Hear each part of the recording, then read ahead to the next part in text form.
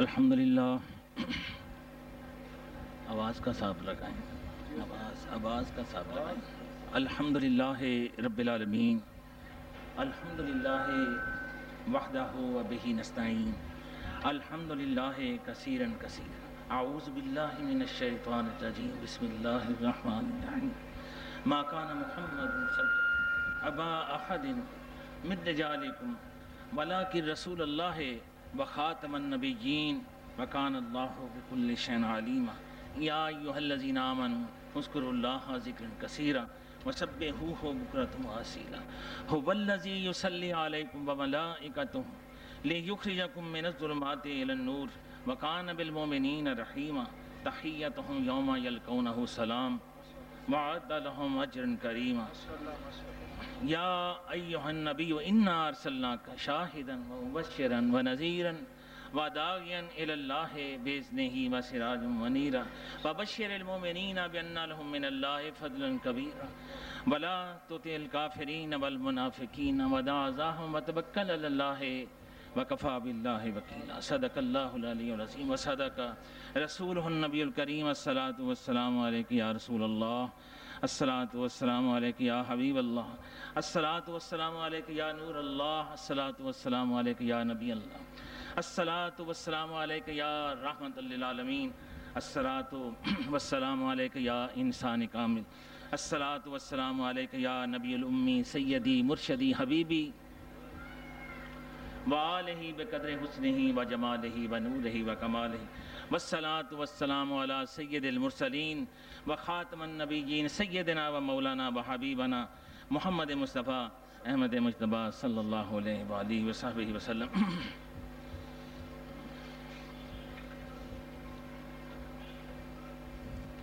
وقت جو ہے وہ ہمارے اندازے سے زیادہ ہو گیا.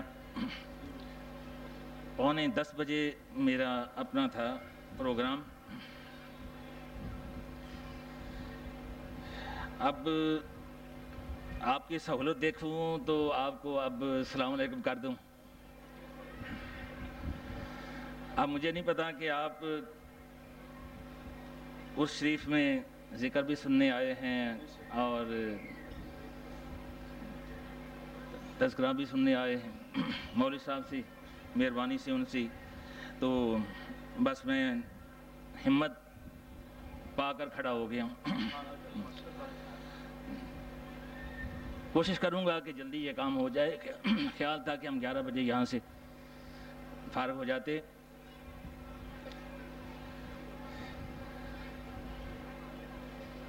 بسم اللہ الرحمن الرحیم. یا ایھا الذین آمنوا یا ایھا الذین آمنوا اتقوا اللہ وابتغوا الیہ الوسیلہ وابتغوا الیہ الوسیلہ وجاہدوا فی سبیلہ لعلکم تفلحون. صدق اللہ العلی العظیم وصدق رسولہ النبی الکریم. یہ شکر ہے میرے آقا اور مولا کا اور آقا علیہ الصلوۃ والسلام کی ہم سب پر عطا ہے کہ 1 سال کے طویل عرصے کے بعد آج ہم سب دوست اپنے باپ کے پاس اس انداز میں ہم سب کو بیٹھنے کا موقع مل گیا.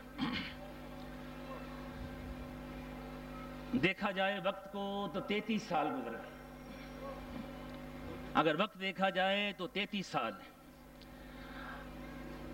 اور اگر ہم ناقدری کرتے ہوئے وقت کو جب گزارتے ہیں تو ہم سمجھتے ہیں اس غلط فہمی میں مبتلا رہتے ہیں. اور مجھے حاجی غلام نبی صاحب کا بھی اللہ ان کے درجوں کو بلند کرے وقت آیا کہ حضرت صاحب کے پاس بیٹھنے کا تو آپ کہنے لگے کہ ہم سمجھتے رہے کہ حضرت صاحب کی محفلیں یوں ہی جاری رہیں گی اور یہ وقت سدا ایسا ہی رہے گا. اور ہم اپنے بارے میں بھی یہ خیال کرتے ہیں کہ شاید یہ رونقیں ایسے ہی برقرار رہیں گی دنیا کی اور ہم سدا جوان رہیں گے اور وقت پہ دھارے پر ہم اس طریقے سے بہتے رہیں گے، لیکن وقت گزرے گا تو پتہ بھی نہیں چلے گا۔ وقت جب گزرتا ہے تو پتہ بھی نہیں چلنے دیتا۔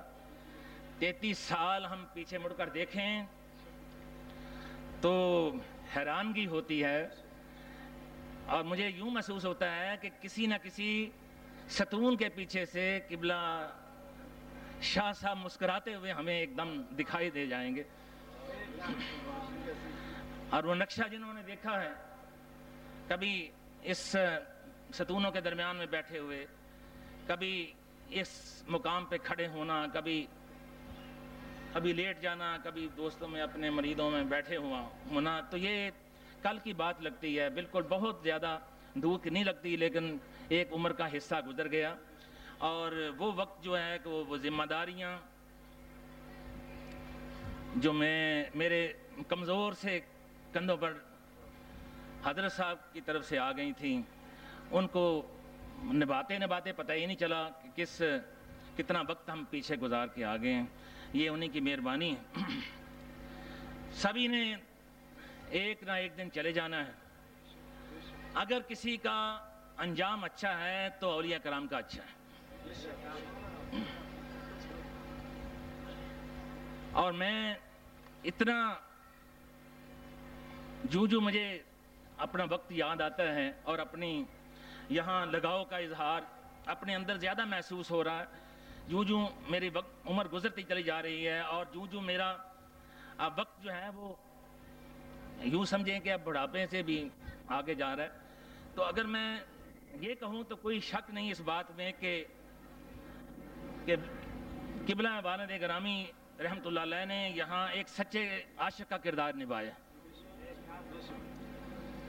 اور اپنا فرض انہوں نے بڑی خوبصورتی کے ساتھ ادا کیا۔ یہ بالکل اس بات میں کوئی شک نہیں ہے۔ آپ جو یہاں جو کچھ بھی دیکھ رہے ہیں اور ادھر جو دیکھ رہے ہیں، یہ سارا کچھ ہمارے لیے قبلہ والد گرامی ہی بندوبست فرما کے گئے ہیں۔ بظاہر ایک قلیل سی آمدنی جو ملنے والے ہیں، ان کی بھی قلیل سی آمدنی، کہ یاد آئے حاجی نور احمد صاحب، تو جب کبھی نعت خان حضرات کو جو پیسے دینے کا موقع آتا تھا تو کلام ختم ہونے میں آ جاتا تھا اور ڈب سے 1 روپیہ کھلنے میں نہیں آتا تھا۔ تو میرے خیال یہ ہے کہ قبلہ والد صاحب نے اپنی حسرتیں بیت الرضا میں پوری کی، اور انہوں نے اپنی محبت کے ثبوت کے طور پر بیت الرضا کے لیے نہ صرف اپنا پسینے کی جگہ خون بہایا، بلکہ محبت کا ایک ایسا تاج محل بھی تعمیر کرایا، قیامت تک آنے والوں کو آپ کی محبت کی یاد دلاتا رہے گی۔ اور میں یہ سمجھتا ہوں کہ ان کی خدمات آج بھی جاری اور ساری ہیں۔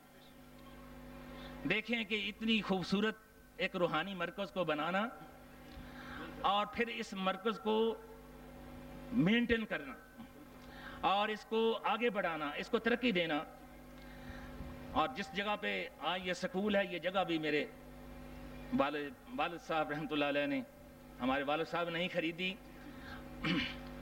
آج ہمیں اس مقام پر انہوں نے لا کے کھڑا کیا ہے کہ الحمدللہ نہ صرف میرا بلکہ جتنے بھی حضرت صاحب کے ساتھ وابستہ ہیں وہ کسی کے محتاج نہیں رہے۔ اللہ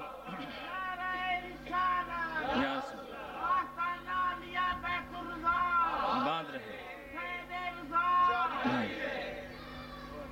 تو جس طریقے سے وہ کھڑی شریف والوں کا ہے نا کہ ہر بھوکا رج کھاوے، تو وہی صورتحال میں اپنے اندر تو محسوس کرتا ہوں کہ مجھ جیسے بھوکے کو بھی انہوں نے رجا دیا، اور جو ان کے ساتھ وابستہ رہے ہیں، مجھے پتہ ہے کہ اب وہ ہر کوئی اپنے اپنے پاؤں پر کھڑا ہے، اور مجھے خوشی ہے اس بات کی۔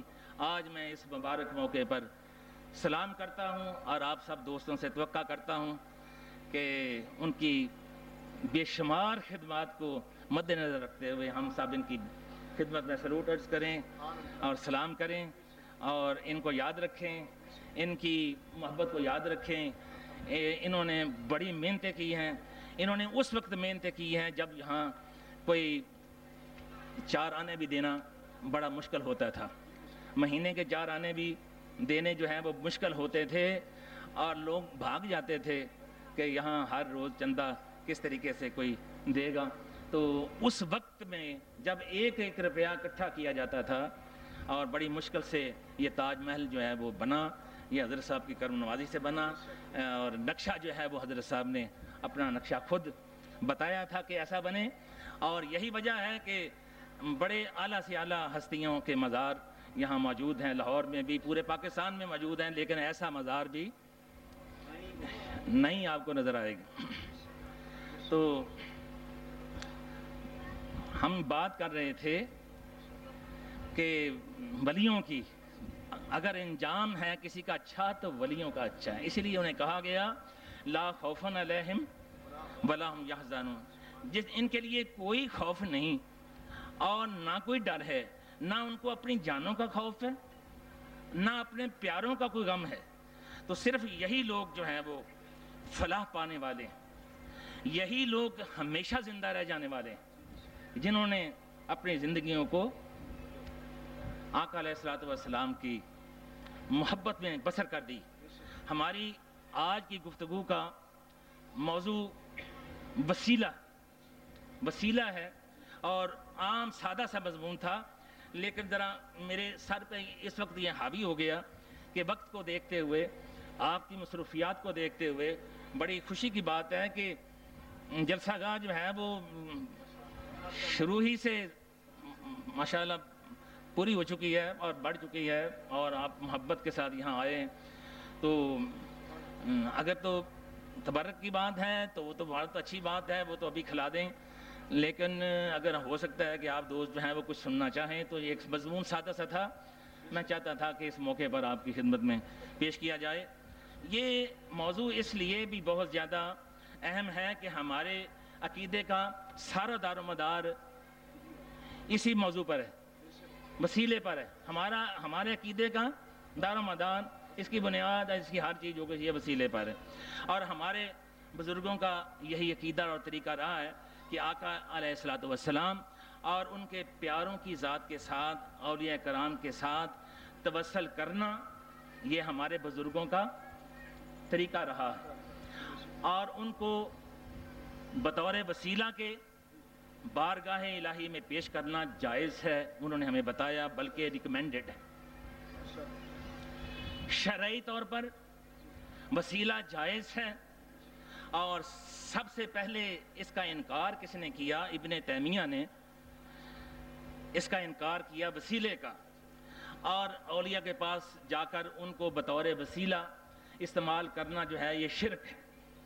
اولیاء کرام کو بطور وسیلہ استعمال کرنا شرک ہے، اور آج جو حجاز یعنی عرب جو ہیں، ان پر سب سے زیادہ اسی طبقے کا اثر ہے، سب سے زیادہ اثر جو ہے وہ ابن تیمیہ کا حجاز کے اوپر ہے کہ وہ ان کے منکر بن گئے وسیلے کے۔ تو جب کہ قرآن اور سنت کے دلائل جو ہیں، اور پوری امت اور ہماری امت کے سلفاء جو بزرگ ہیں اور اکابرین امت ہیں، ان کا عمل اس بات کا گواہ ہے کہ خالق کائنات اللہ مجدہ، اللہ جل جلالہ کی بارگاہ میں اس کے دوستوں کا، اولیاء کا بہت بڑا مرتبہ ہے، بہت بڑا، اللہ کے ہاں اولیاء کرام کا بہت بڑا مرتبہ ہے، اور ان کے وسیلے سے جو دعا مانگی جاتی ہے، خالق کائنات اس دعا کو قبول فرماتے ہیں۔ میں نے قرآن مجید کی وہ آیہ کریمہ کی تلاوت کی جس میں اللہ سبحانہ وتعالیٰ نے ارشاد فرمایا، یا ایھا الذین آمنوا اتقوا اللہ وابتغوا الیہ الوسیلہ، اے ایمان والو اللہ کا تقوی اختیار کرو اور اللہ کی طرف وسیلہ اختیار کرو، تلاش کرو، وابتغوا الیہ الوسیلہ،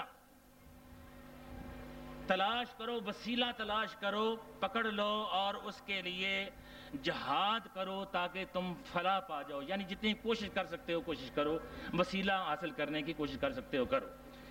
اس آیہ کریمہ لفظ وسیلہ جو ہے یہ اللہ سبحانہ تعالیٰ نے استعمال کیا ہے، ہم نے نہیں استعمال کیا.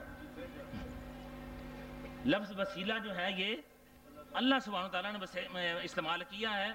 عربی لغت کے لحاظ سے عربی میں ان واسطوں کا ذکر کیا، ان واسطوں کا ذکر کیا ہے جن کو اللہ سبحانہ تعالیٰ کی بارگاہ میں رسائی رہ چکی. ان واسطوں کا ذکر ہوتا ہے، ان واسطوں کا ذکر ہوتا ہے جن کی اللہ سبحانہ تعالیٰ کی بارگاہ میں رسائی رہ چکی. تو اللہ سبحانہ تعالیٰ نے فرمایا کہ میری بارگاہ میں رسائی کے لیے ان شخصیات کا قرب حاصل کرو کیونکہ وہ پہلے ہی میرے قریب ہیں. ان شخصیات کا قرب حاصل کرو کیونکہ وہ پہلے ہی میرے قریب ہیں. اور چونکہ قریب کا قریب بھی قریب ہوتا ہے، قریب کا قریب بھی قریب ہوتا ہے، جو قریب ہوتا ہے جو اس کے قریب ہوتا ہے وہ بھی قریب ہوتا ہے. سمجھ گئے نہیں؟ جس طرح حبیب کا حبیب، پیارے کا پیارا بھی پیارا ہوتا ہے، اس طریقے سے حبیب کا حبیب بھی حبیب ہوتا ہے. تو ان کا فرمایا کہ ان کا قرب جو ہے وہ تمہارے لیے میرے قرب کا سبب بن جائے گا. ان کا قرب تمہارے لیے میرے قرب کا سبب بن جائے گا. اب دیکھیں نا، اللہ تعالیٰ کوئی ایسی ہستی نہیں کے درمیان میں آپ تو اس کے پاس آ کے بیٹھ جائیں گے. اللہ تعالیٰ کا کوئی قرب حاصل کرنا چاہے تو ان کے قرب میں جا کے بیٹھنا پڑے گا جن کو اس کا قرب حاصل ہو چکا ہے. کوئی ایسی شخصیت نہیں کہ جس کے پاس جا کے بیٹھ جائیں. تو کوئی بھی نہیں کہہ سکتا کہ مجھے اللہ سے ڈائریکٹ جو ہے وہ مجھے قرب حاصل ہو گیا. اللہ کا قرب حاصل کرنے کے لیے ان کا قرب تلاش کرنا پڑے گا جن کو اللہ کا قرب حاصل ہو چکا ہے. ٹھیک ہے، تو پہنچنا آسان ہو جائے گا. خالق کائنات نے ہماری فرمایا کہ میں تو ہماری رب سے بھی قریب ہوں. ٹھیک ہے، دیکھو عجیب سی بات ہے اور ذرا غور سے سننا. ہو سکتا ہے کہ میں تھوڑی سی سپیڈ جو ہے وہ میری زیادہ ہو. خالق کائنات تو ہماری رگ سے بھی زیادہ قریب ہے. ٹھیک ہے، قریب ہے. نحن اقرب الیہ من حبل الورید. لیکن بندہ اپنے آپ کو اللہ کے قریب جانے، لیکن بندہ جو ہے بندہ اپنے آپ کو اللہ کے قریب جانے. نحن اقرب الیہ من حبل الورید، اس لیے کہ وہ جانا چاہتا ہے قریب تو اس کو وسیلے کی ضرورت ہے. بندہ اگر اپنے آپ کو اللہ کے قریب جانا چاہتا ہے، اللہ کے قریب ہونا چاہتا ہے تو اس کے لیے اس کو وسیلے کی ضرورت ہے. اب دیکھیں نا، وہ تو ویسے ہی رگ سے زیادہ قریب، ٹھیک ہے نا، رگ سے زیادہ قریب ہے اور اسے بندے تک آنے کے لیے کسی وسیلے کی ضرورت نہیں. اللہ کو بندے تک آنے کے لیے، وہ تو رگ سے زیادہ قریب ہے، اس کو بندے تک آنے کے لیے کسی وسیلے کی ضرورت نہیں. لیکن اس قدر قریب ہونے والے تک جانے کے لیے ہمیں وسیلے کی ضرورت ہے. وہ کتنا قریب ہے کہ رگ سے بھی قریب ہے. اس قدر قریب ہونے والے کے لیے، اس قدر قریب ہونے والے کے لیے ہمیں اس تک پہنچنے کے لیے وسیلے کی ضرورت ہے.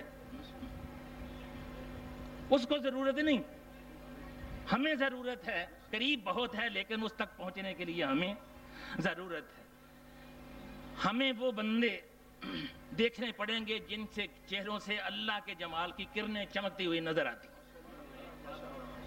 اللہ کے جمال کی کرنیں چمکتی ہوئی نظر آتی، جن کو دیکھنے سے اللہ یاد آ جاتا ہو.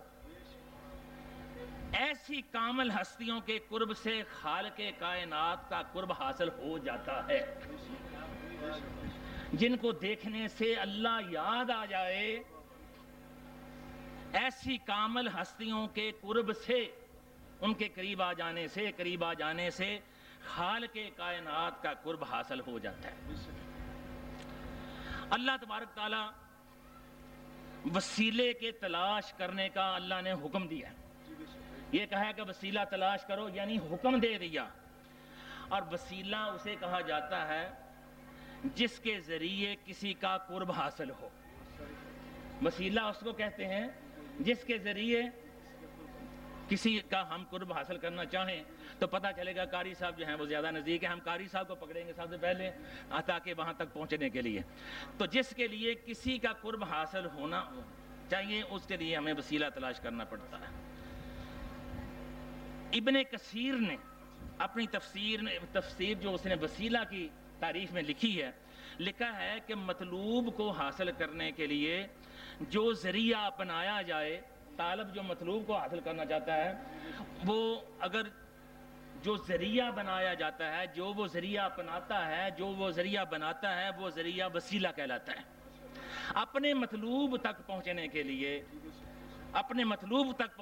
لیے طالب جو ذریعہ اپناتا ہے, جو وسیلہ اپناتا ہے, جو ذریعہ اختیار کرتا ہے, جیسے چھاپڑی لگانے والا روزی کے لیے چھاپڑی وسیلہ رکھتا ہے اور پھر اس چھاپڑی کے ذریعے اس کے پاس رزق آتا ہے, تو چھاپڑی ایک وسیلہ ہے, اس نے وسیلے بنائے. تو جس طریقے سے طالب جو ہے یہ مطلوب کو حاصل کرنے کے لیے جو ذریعہ اپناتا ہے اور جو ذریعہ بناتا ہے اپناتا وہ ذریعہ وسیلہ کہلاتا ہے. مطلوب جو ہے وہ خود وسیلہ نہیں ہوتا, مطلوب جو ہے وہ خود وسیلہ نہیں ہوتا, وسیلہ مطلوب کی طرف جانے والا ایک رستہ ہوتا ہے. وسیلہ مطلوب کی طرف جو چیز ہمیں چاہیے اس کی طرف جانے والا ایک رستہ ہے, محبوب تک جانے والی ایک سیڑھی کا نام ہے, مقصود تک پہنچانے والے ایک زینے کا نام ہے. وسیلے کا تعلق جو ہے یہ طالب کے ساتھ بھی ہے اور مطلوب کے ساتھ بھی ہے. طالب کو مطلوب تک لے جانے والی شاہراہ کو وسیلہ کہتے ہیں. طالب کو مطلوب تک لے جانے والی شاہراہ کو وسیلہ کہتے ہیں. اب مثال ہے, میں نے چھت پر جانا ہے یا میں نے دربار شریف کی چھت پر جانا ہے, میرے لیے سیڑھی جو ہے ایک وسیلہ ہے, چھت میری منزل ہے اور سیڑھی وسیلہ ہے. لیکن سیڑھی مجھے چھت تک لے جانے کا کامل وسیلہ تب ہے جب سیڑھی کا ایک سرا زمین پر ہو تاکہ میں یہاں سے روانہ ہو سکوں, اس کا ایک سرا زمین پر ہو تاکہ میں اس کے اوپر روانہ ہو سکوں اور دوسرا سرا چھت تک ہو تاکہ میں منزل تک پہنچ سکوں. ایسا نہ ہو کہ وہ چھت تک وہ سیڑھی جائے ہی نہیں, پھر تو وسیلہ مکمل نہیں ہوا, اور نیچے تک وہ آئے ہی نہیں, پھر تو وسیلہ مکمل نہیں ہوا. تو وہ کسی نے کہا تھا نا, تو کسی مولوی صاحب سے میں نے پہلے بتایا تھا, تو انہوں نے کہا جی میں نے اللہ دیکھا نا. آپ نے دیکھا؟ انہوں نے کہا میں نے آج تک نہیں دیکھا. انہوں نے کہا جی پھر کیسے ہو سکتا ہے؟ انہوں نے کہا بھی میں ادھر باہر آ جاؤ سین میں, مجھے تو انہوں نے بتایا تھا کہ وہ اوپر رہتا ہے. اب وہ بڑا حیران ہوا, کوئی سیڑھی نہیں, کوئی چیز نہیں, تو اوپر رہتا ہے تو ہم کس طریقے سے ملیں گے, کیسے ملاقات ہو سکتی ہے؟ کوئی زینہ نہیں, سیڑھی نہیں, کوئی وسیلہ نہیں, کچھ بھی. تو اس نے کہا جی پھر یہ ملاقات کیسے ہوگی؟ انہوں نے کہا بھی مجھے تو یہاں تک ہی بتایا گیا کہ وہ اوپر رہتا ہے, بس اس کے بعد مجھے بھی آگے نہیں پتا, نہ مجھے کبھی وہ ملا ہے. پھر وہ شخص کہیں آگے چلا گیا اور وہاں ایک وہ کہتے ہیں مچھ بل رہا تھا اور اس کے ارد گرد کچھ ملنگ جو ہیں وہ دھمال ڈال رہے تھے. تو اس نے کہا یار میرا یہ مسئلہ ہے, میں نے اللہ تک پہنچنا ہے اور مجھے کوئی وسیلہ نظر نہیں آ رہا, تو تم کوئی مدد کر سکتے ہو؟ ہاں بالکل. تو ہم نے تو دیکھ رکھا ہے, تم وسیلے کی بات کر رہے ہو, ہم نے تو اس کو دیکھ بھی رکھا ہے. انہوں نے کہا کہاں دیکھا ہے؟ کہیں وہ سامنے تو بیٹھا ہوا ہے. اب یہ وہ دیکھ آیا ہوا ہے, وہ مل کے آیا ہوا ہے, اب ہم اس کو منانے کے لیے تمالے ڈال رہے ہیں. اب اس کو ہم منا رہے ہیں, یہ اس کو منایا ہے, اب ہم اس کو منا رہے ہیں. تو دوسرا سرا جو ہے وہ چھت تک ہونا چاہیے تاکہ ہم منزل تک پہنچ سکیں. اب جو بندے اور اللہ کے درمیان وسیلہ بنے گا, اب جو دیکھیں چھت تک جو بنے گی وہ سیڑھی بنے گی. اب جو بندے اور اللہ کے درمیان وسیلہ بنے گا وہ کیا؟ اس کے لیے ضروری ہے کہ وہ ایک طرف بندوں کے اتنا قریب ہو کہ بندہ لگے اور دوسری طرف اللہ سے یوں ملا ہوا ہو کہ اللہ ہی لگے.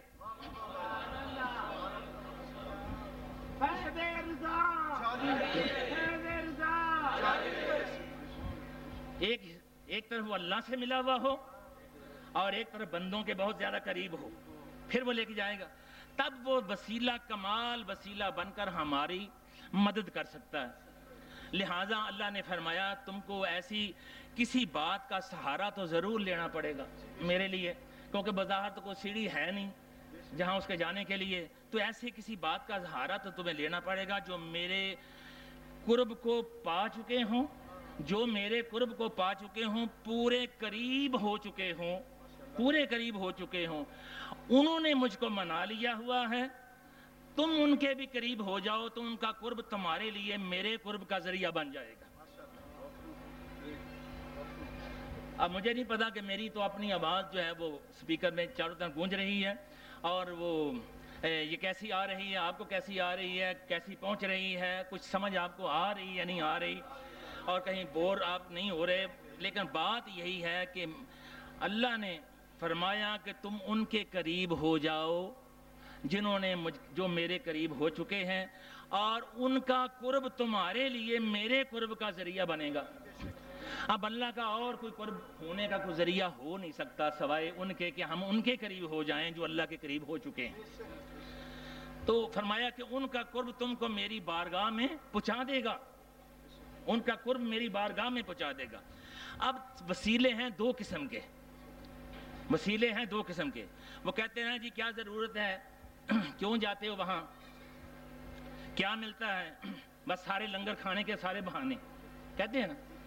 میں نے کہا بھائی اس سے اندازہ لگا لو کہ داتا صاحب جانے اور نہ جانے والوں میں کتنا فرق ہے، کہ جانے والے کو باقی فیض کے ساتھ ساتھ لنگر بھی ملتا ہے، ٹھیک ہے نا جی، فیض بھی ملتا ہے اور لنگر بھی ملتا ہے، اور تم گھر بیٹھے باتیں کرتے رہتے ہو، نہ دنیا کا فائدہ نہ دین کا فائدہ، نہ دین کا فائدہ لیتے ہو نہ دنیا کا فائدہ لیتے ہو۔ تو وسیلہ ہے دو قسم کا، ایک ہے نیک عمل سے اور دوسرا ہے کسی ذات اور کسی اللہ کے بندے سے وسیلہ لینا، یا تو اپنے نیک عمل سے اور یا پھر کسی اللہ کے بندے سے وسیلہ لینا۔ اب جتنے منکرین وسیلہ ہیں وہ صرف اولیاء کرام، کسی جیتے جاگتے انسان سے وسیلے کا انکار کرتے ہیں، لیکن نیک اعمال سے وسیلے کا انکار نہیں کرتے۔ جو وسیلے کے منکر ہیں نا وہ نیک اعمال سے منکر نہیں ہیں، اگر منکر ہیں تو اولیاء کرام کے منکر ہیں کہ ان سے وسیلہ نہیں لینا جو ہے وہ چاہیے۔ ان کے نزدیک وسیلہ جو ہے وہ کسی نبی، ولی، پیغمبر، بزرگ سے جائز نہیں ہے، لیکن اعمال صالحہ کے حساب سے جائز ہے، ویسے جائز نہیں ہے جو منکر ہیں۔ لیکن نماز سے وسیلہ لے لیں بخشش کا، روزے سے وسیلہ لے لیں بخشش کا، حج سے وسیلہ لے لیں، وہ ٹھیک مانتے ہیں، ان سے وسیلہ لیا جا سکتا ہے، ٹھیک ہے، حج کرنے سے وسیلہ لے سکتے ہیں، نماز سے لے سکتے ہیں، روزے سے لے سکتے ہیں۔ تو گویا انہوں نے آدھا وسیلہ مان لیا ہے، آدھا نہیں مانا، بندوں والا وسیلہ چھوڑ دیا اور اعمال صالح والا وہ مان لیا ہے کہ نماز اور روزہ، حج، یہ زکوٰۃ، یہ ساری چیزیں صحیح ہیں۔ ان کے مطابق کیا ہے کہ نیک کام کرو، نماز روزہ جاری رکھو، اور یہی تمہارے لیے وسیلہ بن جائیں گے بخشش کا، اور ایک نہ ایک دن سارے اللہ تک ایسے ہی پہنچ جائیں گے۔ حالانکہ جب اللہ نے حکم دیا کہ میرے تک پہنچنے کے لیے وسیلہ تلاش کرو، تو جب روزہ نماز ہے ہی وسیلہ تو ان کو تلاش کرنے کی کیا ضرورت تھی؟ اگر نماز روزہ وسیلے ہوتے تو یہ تو ہر کسی کے سامنے بات ہے، پھر نماز روزے کو بس تلاش کرنے کی کیا ضرورت تھی؟ یہاں تو یہ ہے کہ تلاش کرو، ٹھیک ہے، وہ تو پہلے ہی ہمارے فرائض میں شامل ہیں، ان کو تلاش کرنے کی کیا ضرورت ہے؟ حالانکہ یہ ساری کی ساری عبادتیں ہیں، نماز، روزہ، حج، زکوٰۃ، عبادت، یہ ساری کی ساری عبادتیں ہیں، اور عبادت کا مقصد ہے تقویٰ پیدا کرنا۔ روزے کا مقصد ہے تقویٰ پیدا کرنا، نماز کا مقصد ہے تقویٰ پیدا کرنا، بے حیائی کی باتوں سے رک جانا۔ جب بے حیائی کی باتوں سے انسان رک جائے گا، جب تقویٰ ہو جائے گا، اب بات کرو وسیلے کی۔ جب تقویٰ آ جائے گا، انسان ہر باتوں سے پاک صاف ہو جائے گا، اب بات کرو وسیلے کی۔ اب جو وسیلہ پکڑو گے سیدھا بارگاہ خدا بندی میں وہ وسیلہ لے کے جائے گا۔ یہاں اس آیہ کریمہ میں جس وسیلے پر زور دیا جا رہا ہے وہ دوسرا وسیلہ ہے، پہلا اعمال صالح والا وسیلہ نہیں ہے۔ وہ جو تلاش کرنے والا بات ہے وہ دوسری قسم کا وسیلہ، اس کو تلاش کرنے کا حکم ہے۔ اعمال والا وسیلے کی بات اللہ نہیں کر رہا، نماز روزے والے وسیلے کی اللہ بات نہیں کر رہا، وہ ذات والا، وہ بندے والا وسیلہ کہتا ہے تلاش کرو۔ کسی ذات کو ڈھونڈو، کسی کامل کو ڈھونڈو، اسے وسیلہ بناؤ اور مجھ تک پہنچ جاؤ۔ اب دیکھیں لطف کی بات میں آپ کو بتاتا ہوں، جو اعمال صالح کا وسیلہ ہے اس کی نسبت بھی اگر ہم کسی ذات کی طرف دیکھا جائے تو ذات ہی کی طرف آتی ہے، نماز کی طرف۔ مثلا نماز سے اگر وسیلہ حاصل کرنا چاہیں تو نماز کیا ہے، کہاں سے چلی؟ یہ غور کرنی ہے، نماز کہاں سے چلی، کس کی اداؤں پر چلی؟ نماز اس وقت تک نماز نہیں بن سکتی جب تک اسے نسبت مصطفیٰ کا سہارا حاصل نہیں ہو سکتا۔ اللہ یا اگر آپ کو کہے کہ نہیں مجھے آقا علیہ الصلوۃ والسلام کے سہارے کی ضرورت نہیں، تو اندازہ لگائیں کہ وہ نماز اس کے منہ پہ ماریں گے۔ جب تک اسے حضور رسول پاک صلی اللہ علیہ وسلم کی زبان اطہر کا سہارا نہیں ملے گا وہ نماز نہیں ہوگی۔ نماز تب قرب خدا بندی کا ذریعہ بنے گی جب وما ینطق عن الہوا کی زبان سے جس نے نماز ادا کرنے کا حکم جاری کیا تھا، بلکہ حکم ہی جاری نہیں کیا، پڑھ کے دکھائی اور ان کو سکھائی۔ تو نماز کس کی ادا ہے؟ آقا علیہ السلام۔ انہوں نے پڑھی نہیں بلکہ انہوں نے پڑھ کے دکھائی ہے۔ وہ پڑھنے والے نہیں تھے، وہ پڑھانے والے تھے، یاد رکھنا۔ ہاں، انہوں نے پڑھ کے دکھائی اور پڑھ کے سمجھائی اور اپنی زبان اطہر سے حکم دیا کہ نماز کا، ٹھیک ہے۔ تو نماز کہاں سے آئی؟ آقا علیہ السلام۔ جب نماز کو وسیلہ بنانے کی بات ہوگی تو نماز بذات خود کچھ نہیں ہے، نماز کے اندر دراصل وہ حکم اور ادائیں کام کر رہی ہیں، وہ جن کا حکم کام کر رہا ہے، جن کی نسبت کام کر رہی ہے، بات اس کو دیکھا جائے گا۔ اور نماز اس وسیلے کی قبولیت کا باعث تب بنتی ہے جب ہم آقا علیہ الصلوۃ والسلام کا نام نامی اس میں شامل کر لیتے ہیں۔ اے اعمال کے پیچھے بھاگنے والے اور بندوں سے جان چھڑانے والے، جب کعبے کو ہم وسیلہ بناتے ہیں، جب ہم کعبے کو وسیلہ بناتے ہیں تو ہم یہ کیوں بھول جاتے ہیں کہ کعبہ تو محض پتھر کی ایک عمارت ہے اور ایک کمرہ ہے، اور اس کی اگر تکریم اور اس کی عزت اگر ہے، اس کی برکت اگر ہے، اگر اس کی اہمیت اگر ہے تو اللہ کے ایک نبی کی نسبت سے ہے، ٹھیک ہے۔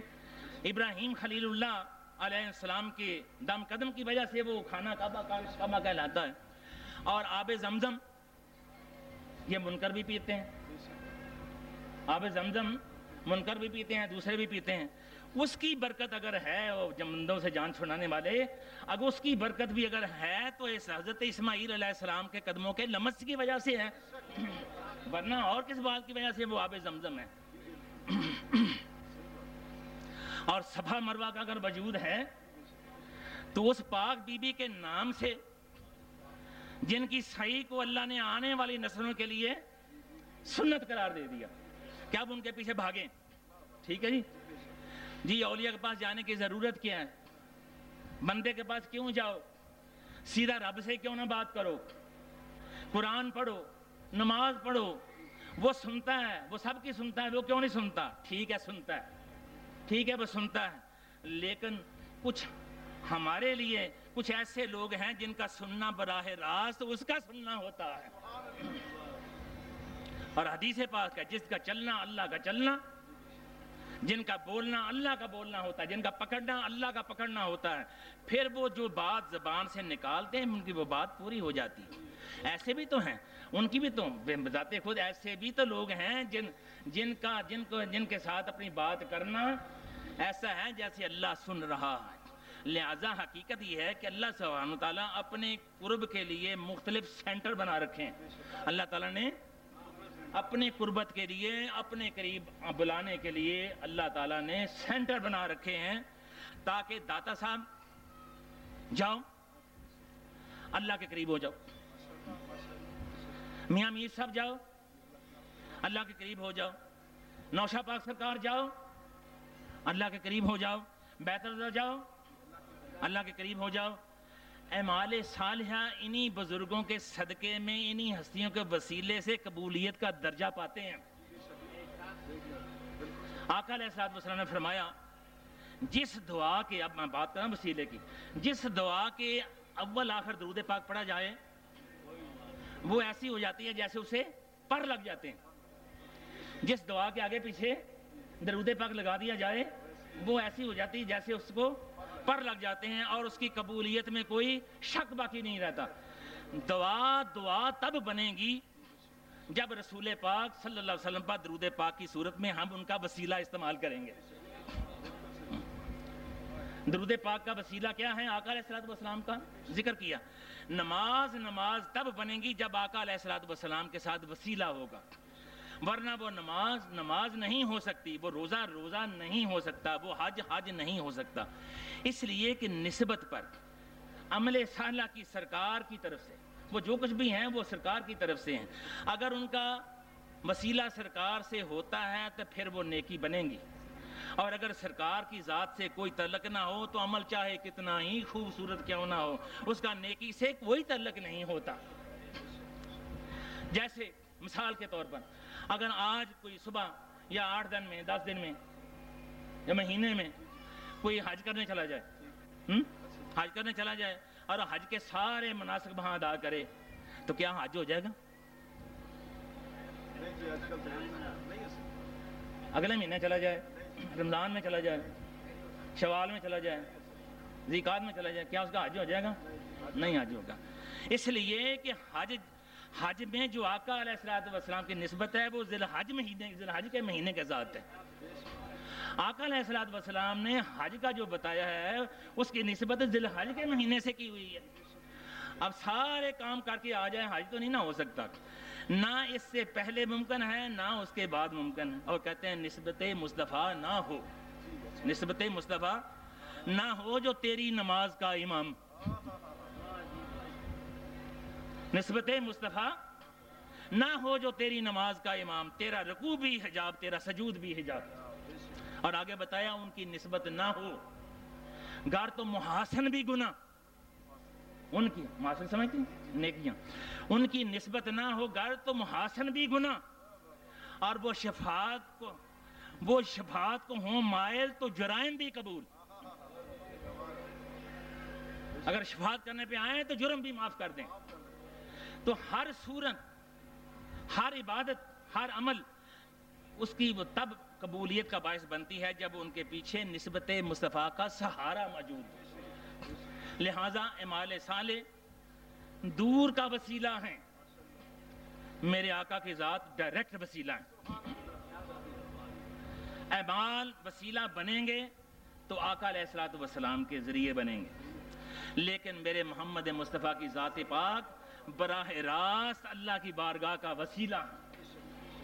اور پھر وہ لوگ جو اس بارگاہ سے منسلک ہوئے، جنہوں نے نسبتیں پائیں، وہ بھی اپنی ذات میں وسیلے کا درجہ اختیار کرتے چلے گئے، اور سب سے اعلیٰ وسیلہ جو ہے وہ میرے آقا کی ذات، پھر اہل بیت پاک کی ذات، پھر صحابہ کرام کی ذات، پھر تابعین کی ذات، پھر تبع تابعین کی ذات، پھر اولیاء کرام کی ذات۔ لہٰذا اصل وسیلہ براہ راست وسیلہ عمل نہیں، بندے کا وسیلہ۔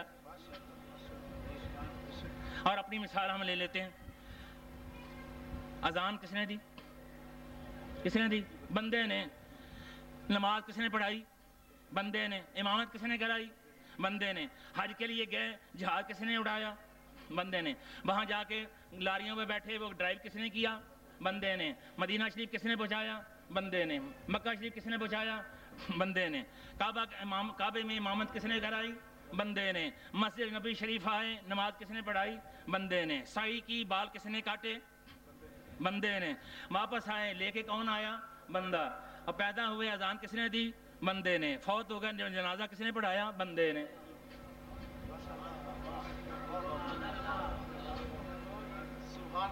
اور پیدائش سے لے کر فوت ہونے تک جتنا عرصہ ہے اس میں کبھی فرشتوں نے کوئی کام کیا؟ ساری زندگی، سارا واسطہ، سارا ہر رابطہ ہمارا بندے کے ساتھ رہا ہے۔ جب اول تا آخر ہر جگہ بندے نے ہی کام کرنے ہیں، بندے کو وسیلہ بنایا ہے، تو پھر اس بندے کو بارگاہ الہی کا وسیلہ بنانے میں پھر سوچ بچار کیوں ہے؟ پھر کیوں تکلیف ہوتی ہے؟ جب ہر مسئلے پر ہم بندے کو وسیلہ بنا لیتے ہیں تو بارگاہ الہی تک پہنچانے کے لیے پھر بندے کو کیوں تکلیف ہوتی ہے؟ جی وہ تو ہمارے جیسے ہیں، ہمارے جیسے ہیں۔ ٹھیک ہے، ہمارے جیسے ہیں، لیکن یہ نعرہ تو اس وقت بھی لگتا تھا کہ محمد صلی اللہ علیہ وسلم بھی ہمارے جیسے ہیں۔ یہ تو اس وقت بھی نعرہ لگتا تھا، وہ ہمارے جیسے ہیں، بازاروں میں پھرتے ہیں، ان کو بھی بھوک لگتی ہے، کھاتے ہیں، پیتے ہیں۔ حقیقت یہ ہے کہ میرے آقا کی ذات صلی اللہ علیہ وسلم سب سے بڑا وسیلہ ہے جن کو اللہ سبحانہ تعالیٰ نے اپنے اور مخلوق کے درمیان قائم کر کے رکھا ہوا۔ نبی اکرم تشریف فرما ہے، نبی اکرم تشریف فرما ہے،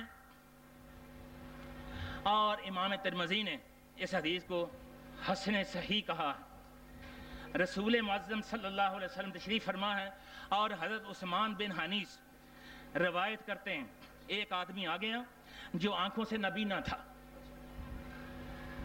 اس نے نبی اکرم سے آنکھوں کی بینائی کا سوال کیا، عرض کی کہ حضور آپ میرے لیے دعا فرمائیں۔ ٹھیک ہے، وہ دعا تو اگر خود بھی مانگی جا سکتی تھی، وہ تو ہر جگہ پہ سنتا ہے، اللہ تو ہر جگہ پہ سنتا ہے، وہ دعا تو خود بھی مانگ سکتا تھا، یا اللہ میری آنکھوں کو، لیکن اس نے آقا علیہ السلام سے کیوں کہا کہ حضور میرے لیے دعا فرمائیں؟ لیکن رسول پاک صلی اللہ علیہ وسلم نے کے پاس آ کے دعا کرانا یہ وسیلے ہی کا عقیدہ تھا، اس وقت بھی وسیلے کا عقیدہ جاری تھا، آپ نہیں دعا مانگتے تھے، آقا علیہ السلام سے آ کے دعا کراتے تھے۔ رسول اکرم صلی اللہ علیہ وسلم نے فرمایا تم ایک چیز مانگتے ہو، میں تم کو دو میں سے چاہو تو ایک چیز دینے کے لیے تیار ہوں، دو چیزوں میں سے ایک چیز تمہیں دینے کے لیے تیار ہوں۔ وہ آیا تھا کہ آپ اللہ سے دعا کریں میری بینائی کے لیے، ٹھیک ہے جی، آقا فرما رہے ہیں دو میں سے جو چاہو میں تمہیں دے دیتا ہوں، دو چیزوں میں سے جو چاہو میں تمہیں دے دیتا ہوں، اگر چاہو تو میں دعا کرتا ہوں تمہیں بینائی مل جائے گی، اور بینائیاں تو انہوں نے دیتی ہیں، انہوں نے غلامہ نے دیتی ہیں، اگر چاہو تو میں دعا کرتا ہوں تمہیں بینائی مل جائے گی، اگر چاہو تو ان آنکھوں کے بدلے میں تمہیں جنت دے سکتا ہوں۔ اب کیا چیز مانگی ہوگی اس نے؟ ہمارے خیال میں تو جنت ہی مانگی ہوگی، لیکن نہیں، صحابی ہیں رسول، عرض کی سرکار صلی اللہ علیہ وسلم آپ مجھے بینائی عطا کر دیں، آپ مجھے بینائی عطا کر دیں، جنت تو آپ کے صدقے مجھے مل ہی جائے گی۔ بڑا سیانہ تھا، آپ مجھے بینائی عطا کر دیں، جنت تو مجھے مل جائے گی، جنت تو مجھے آپ کے صدقے میں مل جائے گی، جنت تو مجھے آپ کے وسیلے سے مل جائے گی، آپ کے قرب سے مل جائے گی۔ نبی پاک صلی اللہ علیہ وسلم نے ایک دعا بتائی، فرمایا میں تجھے وہ لفظ بتاتا ہوں کہ آنے والے سب لوگوں کو یہ دعا ان تک پہنچ جائے۔ فرمایا وضو کرو اور دعا مانگو، اللہم انی اسألک ما توجہ الیک بنبیک محمد نبی الرحمہ، اے اللہ میں تجھ سے سوال کرتا ہوں، میں جلدی بات کرتا ہوں، چاہتا ہوں 10-15 منٹ تک یہ بات کرتا ہوں، اے اللہ میں تجھ سے سوال کرتا ہوں، میں تیری طرف متوجہ ہوا ہوں، خود متوجہ نہیں ہوا، میں تیری طرف متوجہ ہوا ہوں، خود نہیں، بے نبی کا تیرے محبوب کے وسیلے سے آیا ہوں،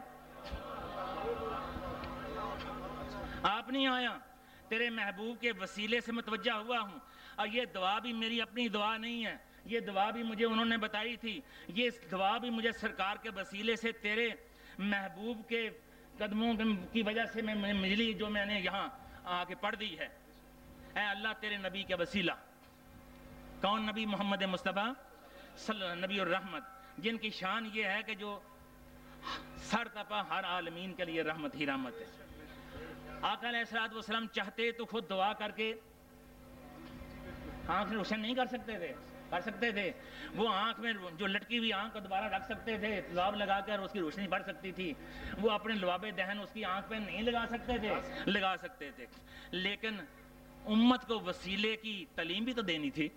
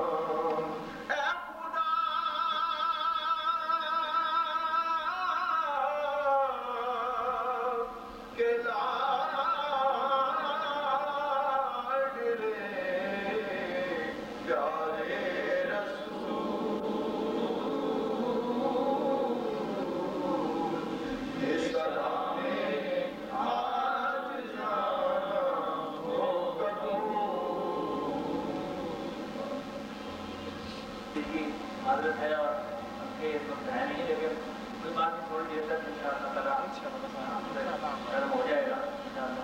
تو مولوی صاحب سے میں عرض کروں گا، الحمدللہ قرب والے لوگ ہیں، مولوی صاحب قرب والی ہستی ہیں، اور ان کی زبان سے نکلے ہوئے الفاظ انشاءاللہ اللہ پاک منظوری ہو جائے گی ہم سب کی۔ میرے لیے، میں ہم سب حضرات کے لیے جنہوں نے میرے پرسن دعاؤں کے لیے کہا ہوا ہے، مولوی صاحب کی طرف گزارش کروں گا کہ وہ سبھی کے لیے دعا فرما دیں، اور ہمارے سلامتی کے لیے، ہماری حفاظت کے لیے، ہمارے اچھے حالات کے لیے، ہماری معاشی طور پر برکت کے لیے بس دعا کرتے ہیں، اور سب کی دوست ہیں دوست کا سلامت رہیں۔ اگلے مہینے 19 شعبان کو انشاءاللہ تعالیٰ پھر بابا جی کے اس کے مبارک پر انشاءاللہ تعالیٰ حاضر ہوں گے اور ملاقات بھی ہوگی، اور اس سے پہلے 14 شعبان کو شب برات کے موقع پر دعا دربار کا ہر شریف کا دوستوں کی آپ سب دوستوں کو جن کو بلایا جائے گا وہ حاضر ہو جائیں گے، کیونکہ دیکھیں کوئی اشتہار نہیں، کوئی اعلان نہیں ہے، اور آپ سب دوستوں کو بلایا گیا ہے، تو یہ آپ کا رضا السلام کی طرف سے وہ دلوں کی طرف پیغام تھا جو آپ کے یہاں کہہ کے میں آپ کے مبارک گھڑیاں آپ کو مبارک اور صاحب خدمت میں مائک لے جائیں، اگر جاتا ہے تو اور واپس آ جائیں آپ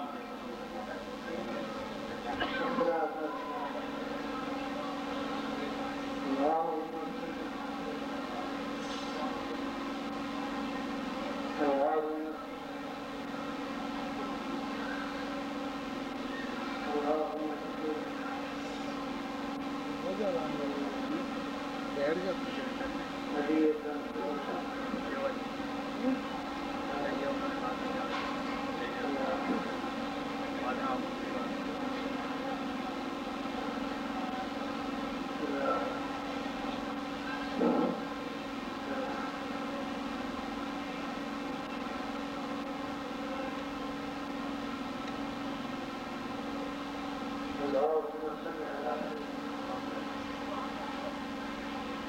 وعلى آله وصحبه صلى الله تعالى على محمد وأصحابه أجمعين.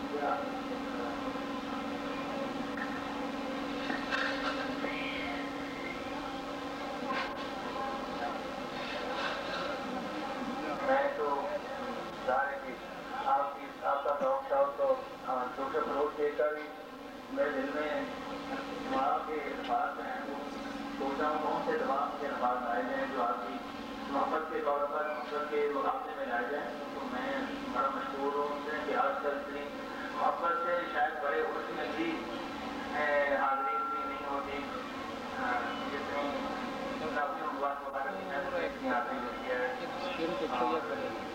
بڑی آج کا ریکارڈ اس سے بڑی مشقت سے آپ نے فرمائی محبت کی ہے. میں پھر سے دعا ہوں آپ کی کرام کی اور آپ کی حفاظت کے لیے آپ کی بال بچوں کی حفاظت کے لیے دعا ہوں. اللہ تعالیٰ حفاظت سے رکھے جہاں جہاں بھی جائیں اللہ آپ کی حفاظت فرمائے. اپنے بال بچے میں سلامت رہیں. اللہ آپ کی روٹی ہے بڑھ کر فرمائے. ان کے وہ بچوں کے بچے نہیں اللہ پاک ہم سے میری دعا ہے کہ اللہ پاک اپنے محبوبوں کا صدقہ اور آقا علیہ السلام سے وسیلے سے جو اس نعمت سے محروم ہے یا اللہ پاک کو طریقہ سے محروم ہے کہ اللہ پاک ان کو اپنے کرم سے اپنے جناب سے تشکیل ان کی قدموں کے خاص سے تشکیل دے کہ اللہ پاک سب کو اڑا دیں گلاب سے نماز سے سب کو گلاب سے سب کو نماز سے سب کو ایک گلاب کا فرماتا ہے. اللہ تعالیٰ آپ سب لوگوں کو یہ بچوں کو رشتوں کا مسئلہ ہے یا اللہ تعالیٰ سب بہت زیادہ بہت دعا ہے. اللہ پاک اپنے محبوب کا سچا سرکار حضور صاحب کا سچا ہے. اعلیٰ صاحب کا سچا ہے. دادا صاحب کا سچا ہے. بہت سچا کا سچا ہے. اعلیٰ کا سچا ہے. آپ کے آدھات کا سچا ہے. یہ مخلوق ہے. کی ذمہ داریوں سے سب کو اللہ پاک اپنی شرائط سے